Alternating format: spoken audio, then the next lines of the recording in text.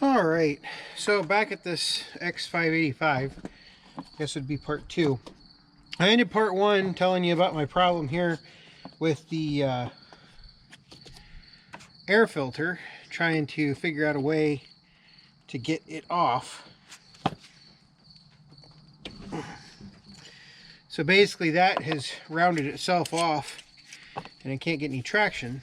So now, hopefully, I can take a pair of pliers.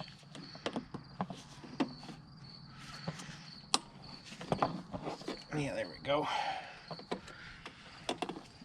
I mean, this was shot anyway, so not too torn up about that. I think I got a spare. Okay, that's trash. Now let's see what the air filter looks like.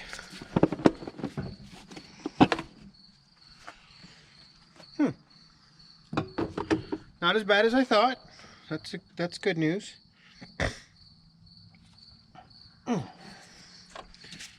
The Gorilla tightened it down.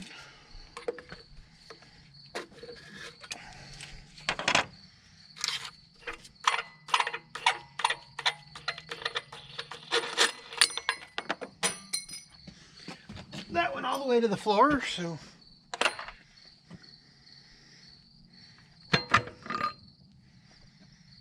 okay.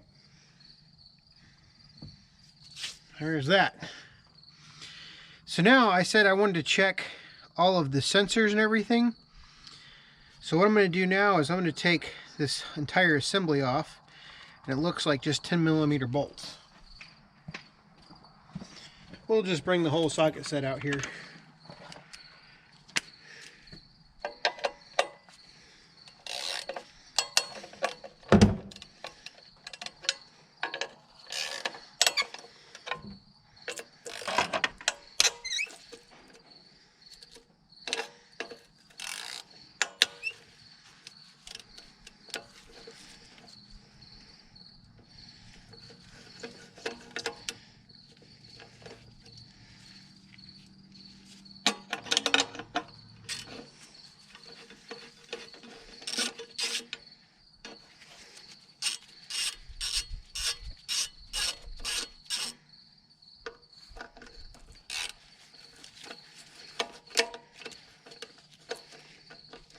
So I guess it's 5 bolts.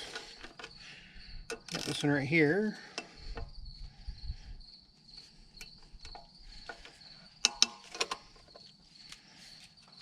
Okay.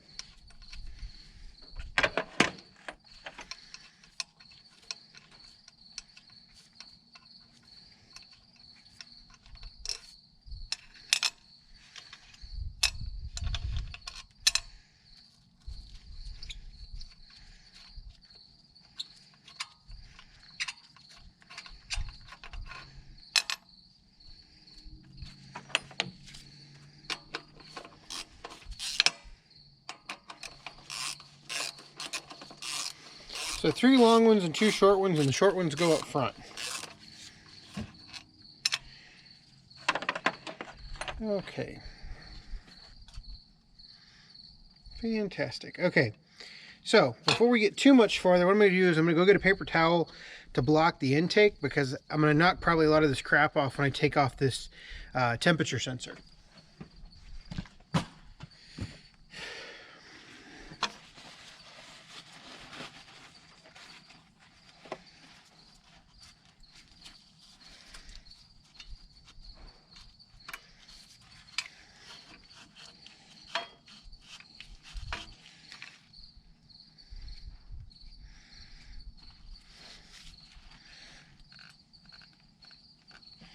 No, you just come right out. Evidently this one doesn't want to do that. So I should be able to take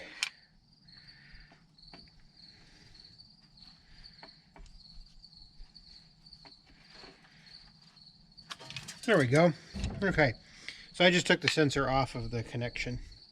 All right, so now let's, naturally after I did all that I still dropped crap down there. Okay, so I don't see anything terrible right off the bat.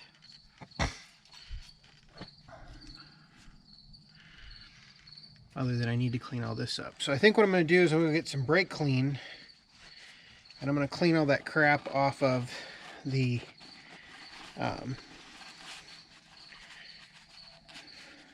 air sensor, fuel pump, all that crap right there, and mostly just see if I can get all that crap cleaned up and see if I can see anything. I was thinking maybe an airflow sensor, something along those lines. Wow, that line's really hard down there. So this is the airflow sensor. That line is extremely hard. Normally it's much softer. So that might be an issue. We'll look at it all. So I'm gonna go do that. All right. I got everything kind of quasi cleaned up. At least to where I don't feel like I'm gonna contaminate a bunch of stuff by working with this. I'm actually going to go ahead and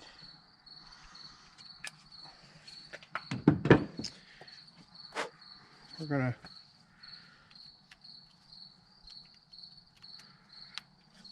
run the engine real quick to see if I can't see anything, you know, play around with the sensors and stuff. So let's see if it starts up.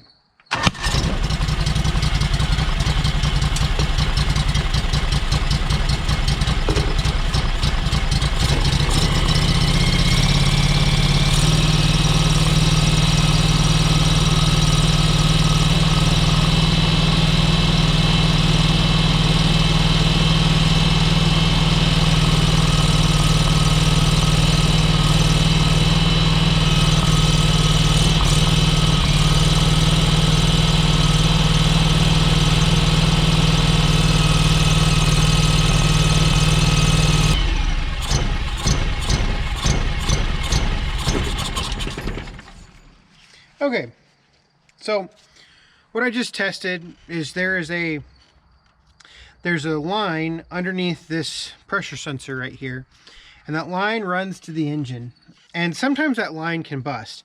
I don't think it's busted, because normally if it was busted, by wiggling it around and everything, you could tell that it would change, the engine would change a little bit. At least that's been my experience. Also, this line right here can be busted, but it seems pliable enough that it should be fine. So now what I'm going to do, so it's not any of those, so I think what I'm going to do is we're going to go ahead and replace the fuel filter, because obviously if it can't get the correct amount of fuel, that's going to cause some issues. And that's an easy thing to replace, and I've already got a filter. It's on a carcass of an X585 that I had a while back that I never did get to run right. So I'm going to go get that, and we will replace the fuel filter, and we'll see if that changes anything. Now in the meantime, because it's getting dark, I actually probably need to move this inside the shed here, or we might just wait for the light to come on. We'll have to see how long it takes me to get that other filter off. So let me go work on that, and when I get ready to change the filter, we'll go from there. Alright, so here's my fuel filter that it's practically new. I think it was on that X485 for probably 20 minutes of runtime. Fuel filter's right here, much more convenient than the 445 fuel filter. And so what we're going to do is you need a 10 millimeter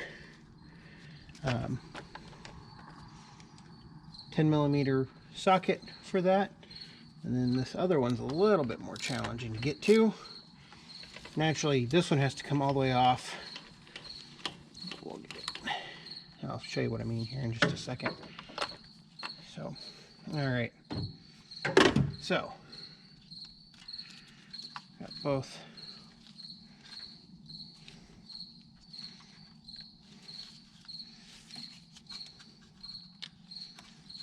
All right, got both bolts.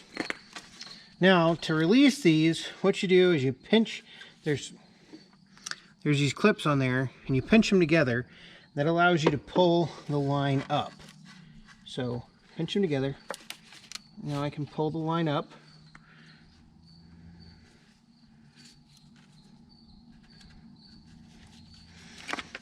Naturally, when I'm trying to do this on camera, it doesn't work.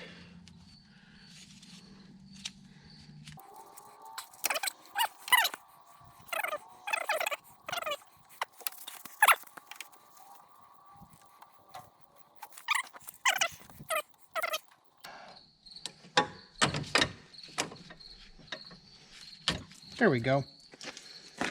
Naturally, you're going to spill gas everywhere, which that happens. Not a whole lot you can do about it. That's why I wanted to do this outside.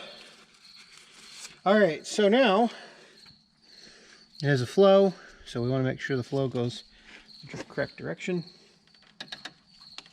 Go ahead and put a new filter back on here, like so.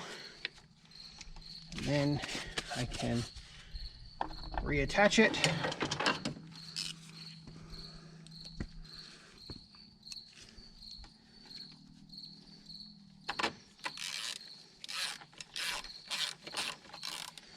I'll at least hold it in place. And then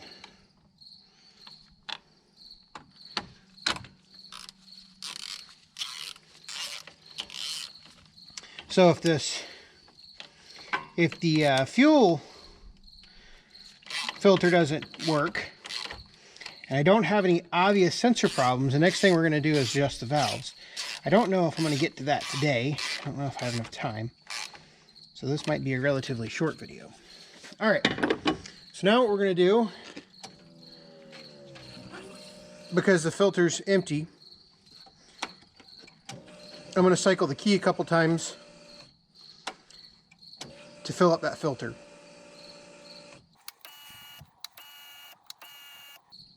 Alright, so now let's reposition the tripod a little bit. Make sure you can see everything. Alright, let's see if it runs any better. Probably not, but you never know.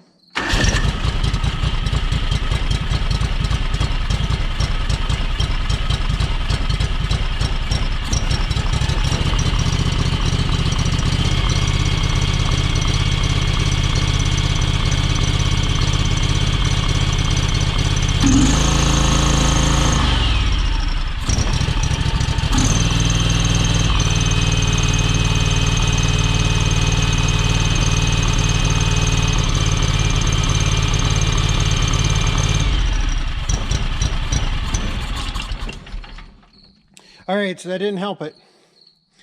So I'm guessing we need to adjust the valves before we go any farther. Which realistically speaking, you know, I don't know how many hours this machine has on it because the dash is busted. Best indication is 787, but it might be 1787, I don't know. You know, so given the age of the machine, I can certainly see why you would need to adjust the valves. They might be out. So that will be another day for another project. The only other thing that I could think of, basically just kind of looking at the gas that came out of this thing, and maybe the gas is a little bit old, but I don't think it's been sitting that long. But yeah, so the next video we will adjust the valves or see if they need to be adjusted. I'm assuming they probably do, and kind of go from there. I suppose I could do one more test and see if the spark plugs are potentially causing any of the problems.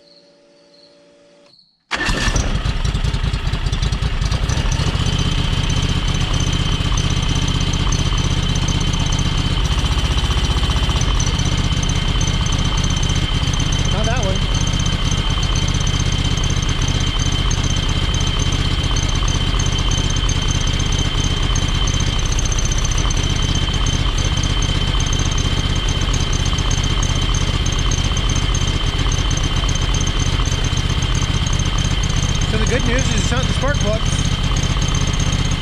So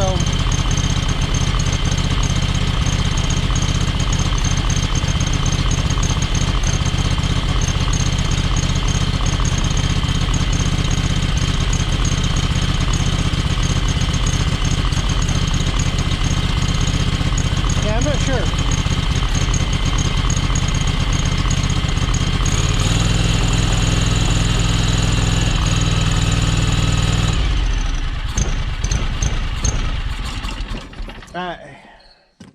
I would almost think it's the valves. So, but the fact that both spark plugs, they seem to be fine. You know, the fact that you can pull the plugs and it runs on, clearly runs on one cylinder. And that popping that you hear, and I don't know if you can hear that popping, but every now and then you hear a coming out of the intake. I think that that might be a symptom of the valves being out of adjustment. So, that's what we're going to do next. So I don't know. I'll probably make this its own video so you can kind of see some of those things, taking the air cleaner off. I am going to go ahead and try to find all the parts necessary and clean up this air cleaner, stuff like that. So we're going to go ahead and work on that for a little bit. And but I don't think you want to see that in a video.